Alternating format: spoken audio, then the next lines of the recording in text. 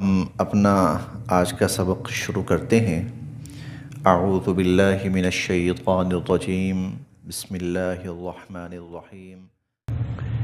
وعد اللہ الذین آمنوا منکم وعملوا الصالحات لیستخلفنہم فی الارض کما استخلف الذین من قبلہم وَلَيُمَكِّنَنَّ لَهُمْ دِينَهُمُ الَّذِي ارْتَضَىٰ لَهُمْ وَلَيُبَدِّلَنَّهُمْ مِنْ بَعْدِ خَوْفِهِمْ أَمْنًا يَعْبُدُونَنِي لَا يُشْرِكُونَ بِي شَيْئًا وَمَنْ كَفَرَ بَعْدَ ذَلِكَ فَأُولَٰئِكَ هُمُ الْفَاسِقُونَ۔ وعد اللہ، وعدہ فرمایا ہے اللہ تعالی نے، الذین ان لوگوں سے، آمنو جو ایمان لائے، منکم تم میں سے، وعملوا الصالحات اور انہوں نے نیک اعمال کیے۔ تم میں سے جو لوگ ایمان لائے اور نیک اعمال کیے، اللہ تعالیٰ نے ان سے وعدہ فرمایا ہے لَيَسْتَخْلِفَنَّهُمْ کہ اللہ تعالیٰ ضرور بالضرور ان کو خلافت عطا فرمائیں گے، فی الارض زمین میں، اللہ تعالیٰ ان کو ضرور بالضرور زمین میں حکومت، اقتدار، غلبہ، قوت عطا فرمائیں گے۔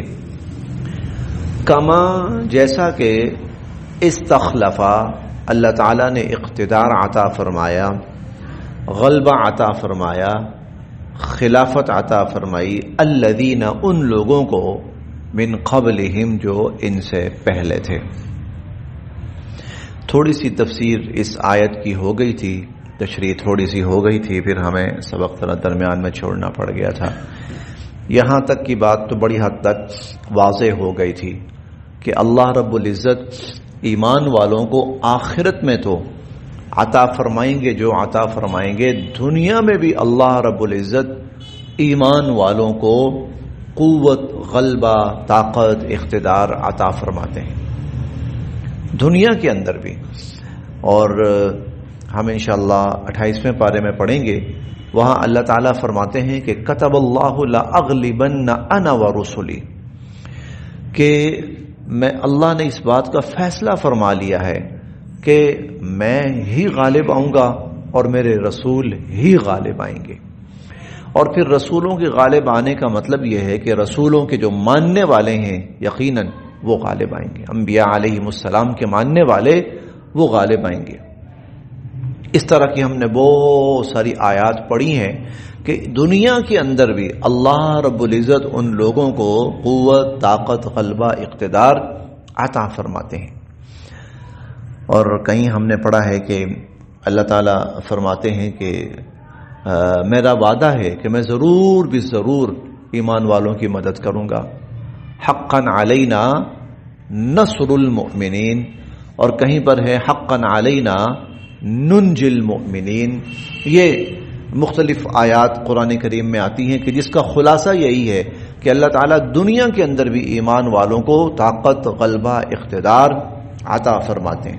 ہم یہ پہلے پارے سے اس قسم کے مضامین پڑھتے آ رہے ہیں۔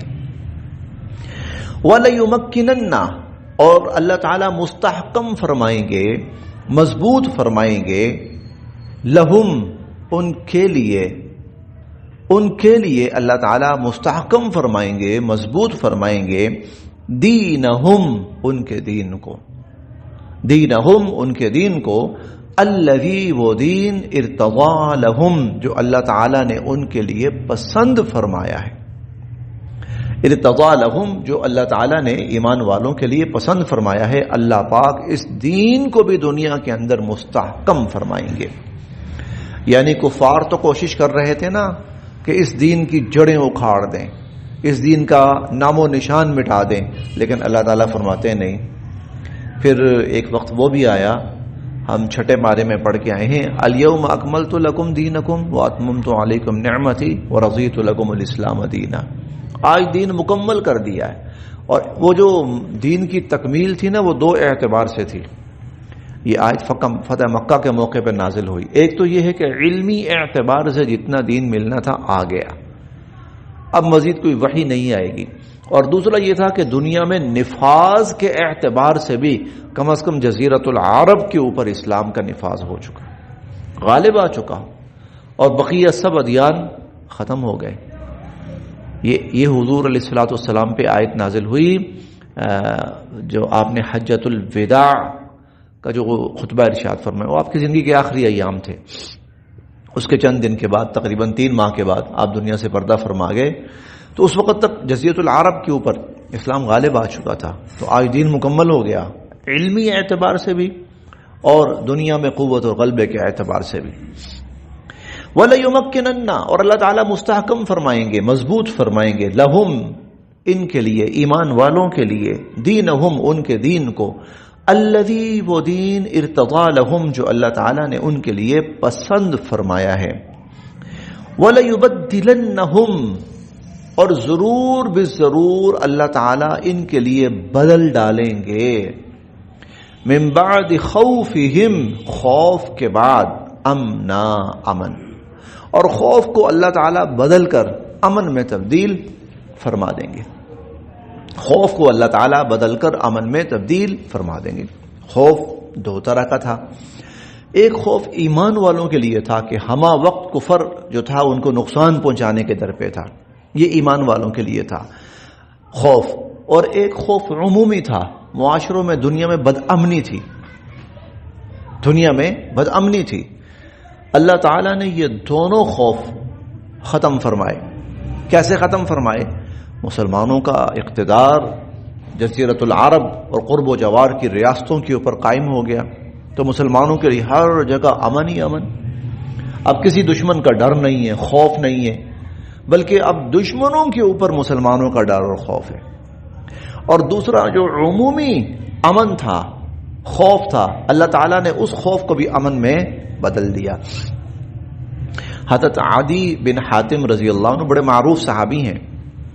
انہوں نے حضور علیہ الصلوۃ والسلام سے 2 چیزوں کی، آپ کہیں کہ وہ شکایت کہہ لیجئے، 2 چیزوں کی شکایت کہ اللہ رب العزت، کہ اللہ کے نبی، ایک تو فقر و فاقہ اور تنگ دستی ہے بہت زیادہ، اور دوسرا بد امنی بہت ہے. جب لوگ باہر نکلتے ہیں تو ڈاکو وہ لوٹ لیتے ہیں یا اور اس قسم کے لوگ. تو بد امنی اور جو ہے فقر و فاقہ اور تنگ دستی کی شکایت کی. تو حضور علیہ الصلوۃ والسلام نے فرمایا کہ جہاں تک تو تعلق ہے نا بد امنی کا نہیں ہے، جہاں تک تعلق ہے تنگ دستی کا، تو آپ نے فرمایا کہ ایک وقت آئے گا کہ زکوٰۃ دینے والا نکلے گا اور لینے والا کوئی نہیں ہوگا. زکوٰۃ دینے والا نکلے گا اور لینے والا کوئی نہیں ہوگا. اور جہاں تک تعلق ہے نا بد امنی کا اور خوف کا، تو آپ نے فرمایا کہ بصرہ سے ایک عورت اکیلی وہ آئے گی، مکہ آئے گی طواف کرنے کے لیے، حج کرنے کے لیے، اسے اللہ کے سوا کسی کا خوف نہیں ہوگا. وَلَيُبَدِّلَنَّهُم مِّن بَعْدِ خَوْفِهِمْ أَمْنًا، اللہ پاک ان کے خوف کو امن میں تبدیل فرما دیں گے. یہ بہت بڑی چیز ہے، یہ بہت ہی بڑی چیز ہے. آج دنیا کو خوف میں مبتلا کیا گیا ہے. آج دنیا کو خوف میں مبتلا کیا گیا ہے. ہر شخص جان کے خوف میں مبتلا ہے، ہر شخص مال کے خوف میں مبتلا ہے. عورت ذات باہر نکلتی ہے تو وہ ڈر رہی ہوتی، خدا نہ خواستہ میرے ساتھ کہیں کوئی غلط معاملہ نہ ہو جائے. ہر جگہ، یہ نہیں ہے کہ پاکستان جیسے ملکوں میں الا ماشاءاللہ کچھ جگہوں کو چھوڑ کر بقیہ دنیا کی تقریباً اکثر یہی ہے. تو مرد بھی عورت بھی خوف کا شکار ہے. تو اللہ پاک نے ایمان اور اعمال صالحہ کی برکت سے یہ وعدہ فرمایا ہے کہ اللہ پاک خوف ختم فرمائیں گے، امن قائم فرمائیں گے. یعبدوننی، اب یہ وعدہ کن لوگوں کے لیے ہے؟ کیا صفات ہوں گی ان کی؟ یعبدوننی، وہ میری عبادت کریں گے، وہ میری عبادت کریں گے. لا یشرکون، اور نہیں شریک ٹھہرائیں گے، بھی میرے ساتھ شیئا، کسی چیز کو. لا یشرکون بی شیئا، اور میرے ساتھ کسی چیز کو شریک نہیں ٹھہرائیں گے. ومن کفر، اور جس نے ناشکری کی، بعد ذلك اس کے بعد فاولئک هم الفاسقون تو وہی پھر نافرمان لوگ ہیں. واقیموا اور قائم کرو الصلاۃ نماز، وآتوا اور ادا کرو الزکاۃ زکات، اور نماز قائم کرو اور زکات ادا کرو، وَأَطِيعُوا اور فرما برداری کرو الرسول رسول صلی اللہ علیہ وسلم کی، لعلکم تاکہ تم پر ترحمون رحمت کی جائے، تاکہ تم پر رحمتیں اتریں، رحمتیں تم پر نازل ہوں. لا تحسبن سوچیں بھی نہ، لا تحسبن سوچیں بھی نہ، الذین کفروا کافر لوگ سوچیں بھی نہ کہ معجزین کہ وہ بے بس کر سکنے والے ہیں فی الارض زمین میں، وہ اللہ کے دین کو، اللہ کے ماننے والوں کو بے بس کر سکنے والے ہیں، کافر سوچیں بھی نہ. ومأواہم اور ان کا ٹھکانہ النار جہنم کی آگ ہے، وبئس بہت ہی برا ہے المصیر وہ ٹھکانہ، ان کا ٹھکانہ جہنم کی آگ ہے اور جہنم کی آگ بہت ہی برا ٹھکانہ ہے.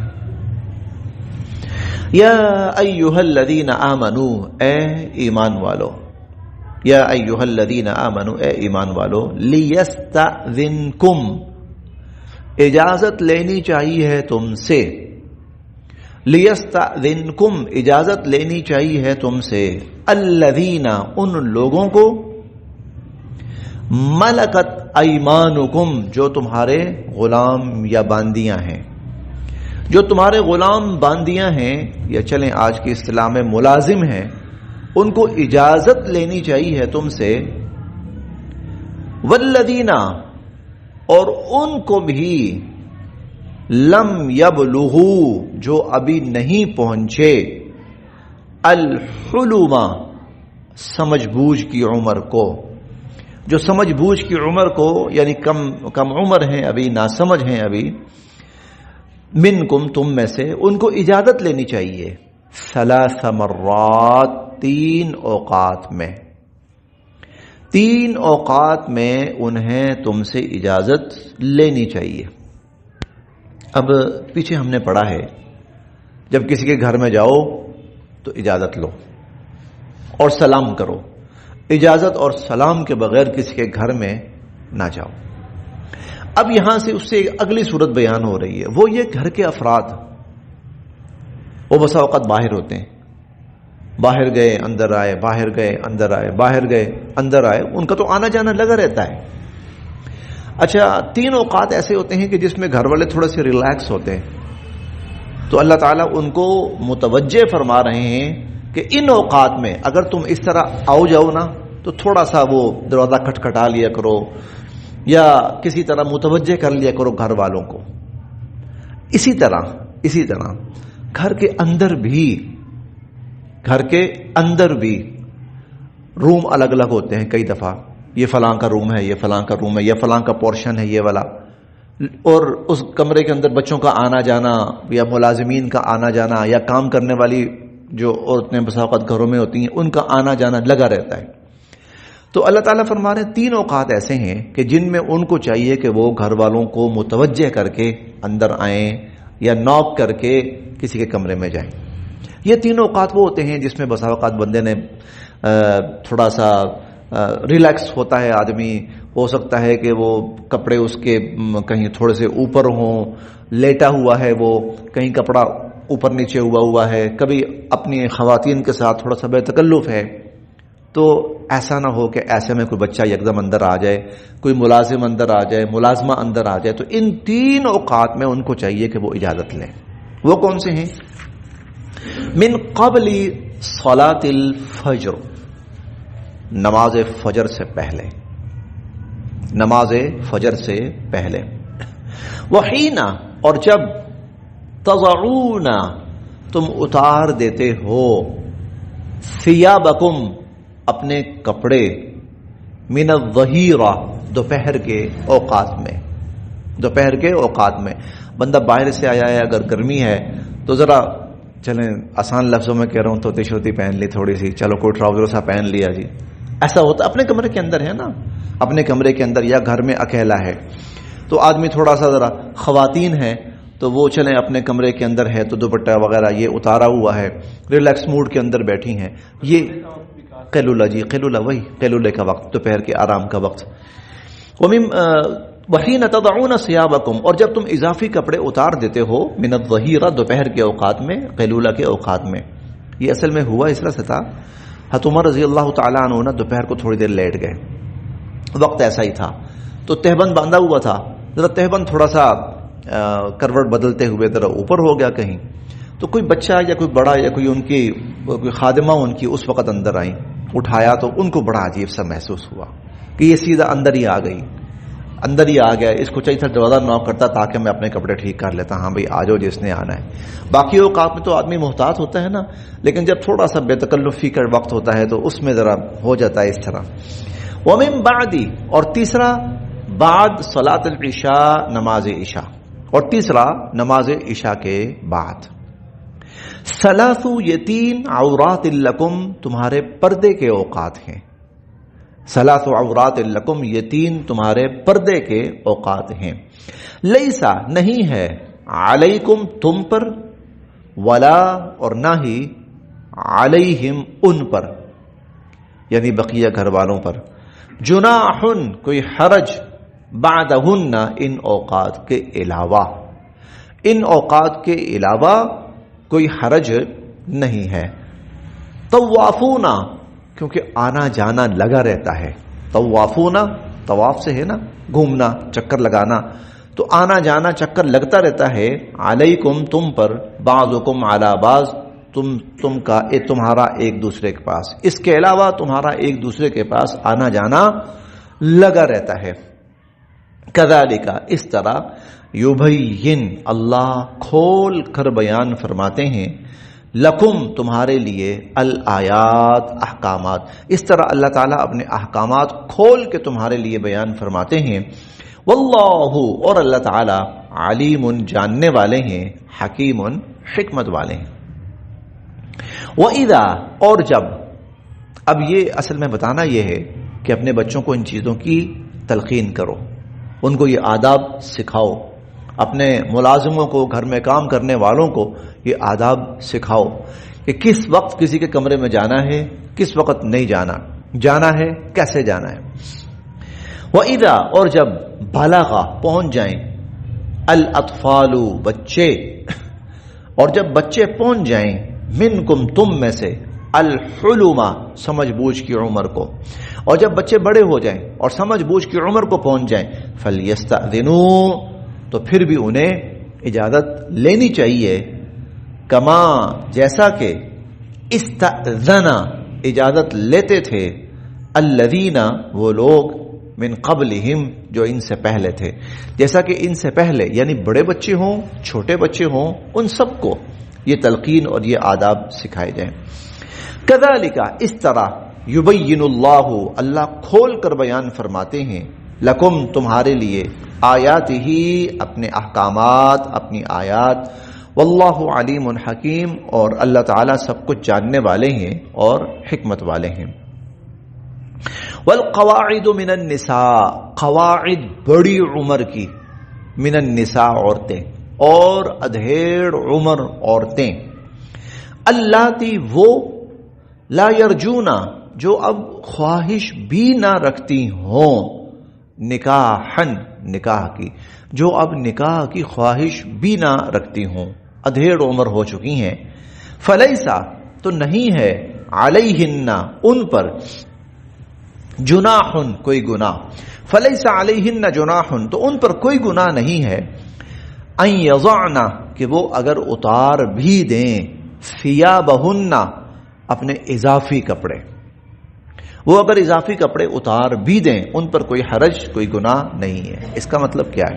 مطلب یہ ہے کہ جو جوان عورت ہے تو اس کے لیے حکم یہ ہے کہ جب کہیں مردوں سے آمنا سامنا ہو یا باہر نکلے تو اپنے آپ کو مکمل ڈھانپ کر، چہرہ بھی اور اپنا وجود بھی، اور اس طرح ڈھانپ کر کہ جو کوئی زیورات پہنے ہوئے ہیں، خوبصورت لباس پہنا ہوا ہے، وہ بھی نظر نہ آئے۔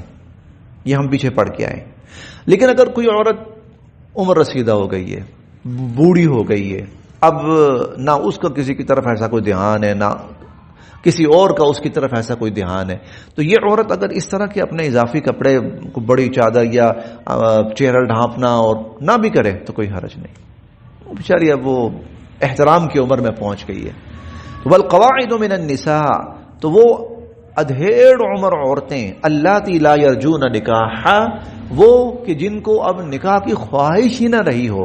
نکاح سے مراد نکاح کے بعد جو ازدواجی تعلقات شروع ہوتے ہیں، یعنی نفسانی خواہشات، عمر کے اس حصے میں ہے کہ وہ سب ختم ہو گئی اب۔ فلیس علیہن جناح ان یضعن ثیابہن، اگر وہ اپنے اضافی کپڑے اتار بھی دیں تو کوئی گناہ نہیں، کوئی حرج نہیں ہے۔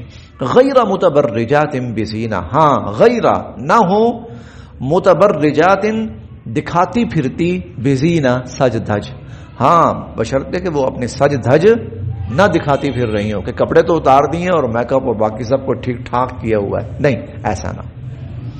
وَأَن يَسْتَعْفِفْنَ، اور اگر وہ پھر بھی احتیاط کر لیں ادھیڑ عمری کے باوجود بھی، خیر لہن، وہ تو بہت بہتر ہے ان کے لیے، وہ ان کے لیے بہت بہتر ہے۔ واللہ سمیع علیم، اور اللہ تعالیٰ سب کچھ سننے والے جاننے والے ہیں۔ بس یہاں تک۔